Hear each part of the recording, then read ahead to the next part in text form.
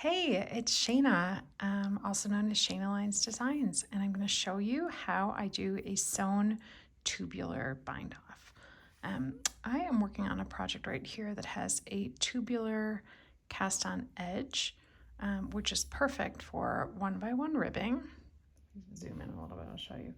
What ends up happening with this edge, why I like it so much for 1x1 ribbing, is it creates a little tube where the knit and the purl stitches kind of roll over and meet each other. I like it because it's a really stretchy and professional start and finish. And so in this video, I'm going to show you how to make that same tubular bind off edge using a tapestry needle and sewing the bind off. The first thing I need to do is to cut my working yarn. I like to cut it about 4 times the length around my piece.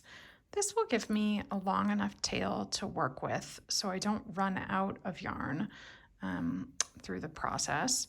It's a little bit long at first for sure, but it'll get a little bit better as we start working it. So I'm just kind of loosely draping it around to measure. You don't have to be totally accurate here, but it would be pretty unfortunate if you cut it too short. Oh, I'm trying to cut through the camera. I did it. Okay.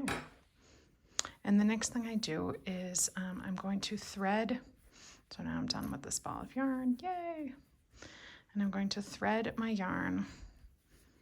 It helps if I get the correct end. I'm going to thread it onto my tapestry needle. I have my yarn threaded onto my tapestry needle, and there's one more step I want to do with you before we work the tubular bind off in the round. But let me just explain to you a little bit about the anatomy of what we're doing. I'm going to zoom in. Okay. So when we work the tubular bind off, we're always working with 4 stitches, the next 4 stitches on the needle. And the way they work is it's a column of knit, a column of purl, a column of knit, and a column of purl. We're going to be processing each stitch twice, and they kind of work in pairs. So these are going to be my next 4 stitches on the needle. Now I'll start out and I'll work with 4 stitches and so forth, and each time I work through the process of binding off, I bind off the first 2 stitches and I prep the next 2 stitches. So when I come back around and I only have 2 stitches remaining, these last 2 over here, I'm going to want to re-engage these first 2 stitches to be able to complete my process using 4 steps. So I like to do that by marking them with locking stitch markers, and I'll show you what that looks like. I have a green stitch marker on my knit column and a pink stitch marker on my purl column. These mark my first 2 stitches. I find this the easiest way to identify these 2 stitches at the end of the process is to leave these markers in the whole time. So I'm going to show you how I work the sewn tubular bind off. We'll work it a couple of times. I'll work a few stitches at the beginning, I'll show you a few in the middle, and then we'll come back out and finish at the end. So I leave those first 2 in place. Remember, I told you we're going to work these first 4 stitches. These are the ones in play. So I'm working with a short circular needle on my project, so kind of want to get that other needle tip out of the way and get ready to go. The first thing I do is I take my tapestry needle and I insert it into the first needle. It's a knit stitch. I insert it as if to knit, pull my yarn all the way through, and pull that one off the needle. The next thing I do is I insert the step 2, insert the needle into the second stitch on the needle. That was, if you remember when we started out, this was also a knit stitch. So I'm going to insert it as if to purl and leave that stitch on the needle. So this guy is now over here kind of hanging out. This is a little bit funky right at first, but that's okay. So now my next stitch on the needle belonged to the purl column. I'm going to insert as if to purl, pulling my tail through, and I'm going to get that little, this is what I'm saying, the first one is a little funny. but I'm going to insert that. Oops, pull it through, and I'm going to pull that stitch off the needle. And now I'm going to insert my needle. I want to insert as if to knit on this second stitch on the needle. It's a purl stitch, but in order to do that, I need to bring my yarn to the front. So what I do is I bring my needle in between these two stitches. You can pull it all the way through if you like, to make it in the front, and then I insert as if to knit through that last stitch. You can actually, if you can speed up that last process a little bit as you're going, which I'll show you in a minute. But now you can see my first two stitches, my marked stitches, they're off the needle. They're hanging out there. And so my next steps will be working with these next 4 stitches. I've gotten a few more stitches done just to get this needle tip and the markers out of the way. And we'll walk through this one more time. I'm working with these 4 stitches, knit column, purl column, knit column, purl column. I do the same thing each time. With the first stitch, insert as if to knit,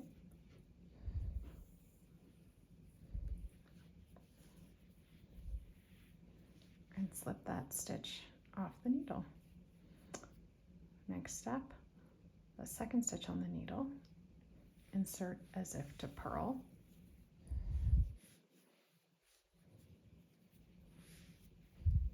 and leave it hanging out. Now I'm working with a purl stitch. Insert as if to purl,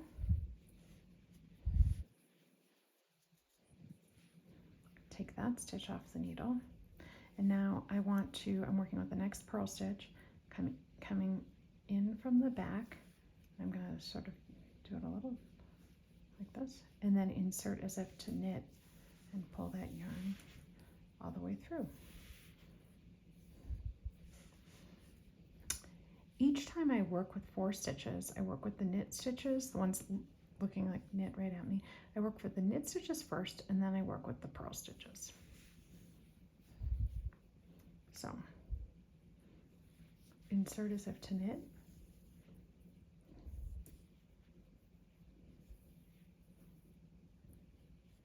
and slip that off the needle.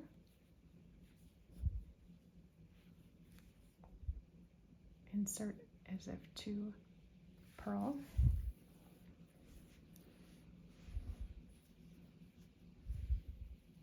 and leave it there. Now the purl stitches, insert as if to purl,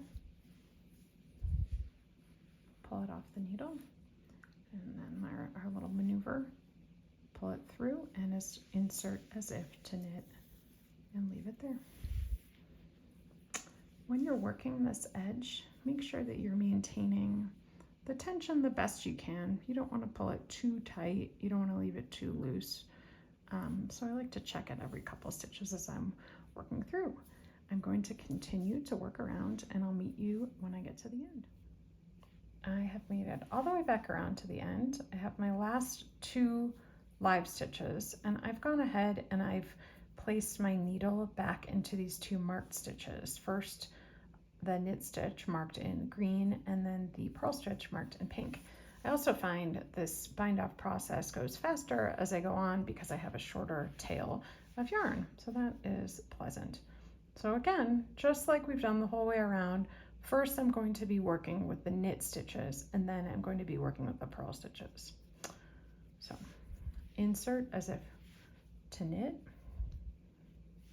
and take that stitch off, and then insert into the next knit stitch as if to purl, leaving it on. Insert into the purl stitch as if to purl, and take it off, and then come back in and insert into the last purl stitch as if to knit, and pull the yarn through. But because we've already worked these 2 stitches, ready? Isn't that cool? I can just pull the needle out. I like to leave these marked just for a minute, just to make sure I'm happy with everything. But now I have my tail right here with my tapestry needle. I've got my bind off. I'm all lovely the whole way around, and ta-da! Now I've got my pair of cups. And so you can see I actually didn't remove the stitch markers from this one either. I don't know why, I just like to leave them in to make sure that I'm pleased with it.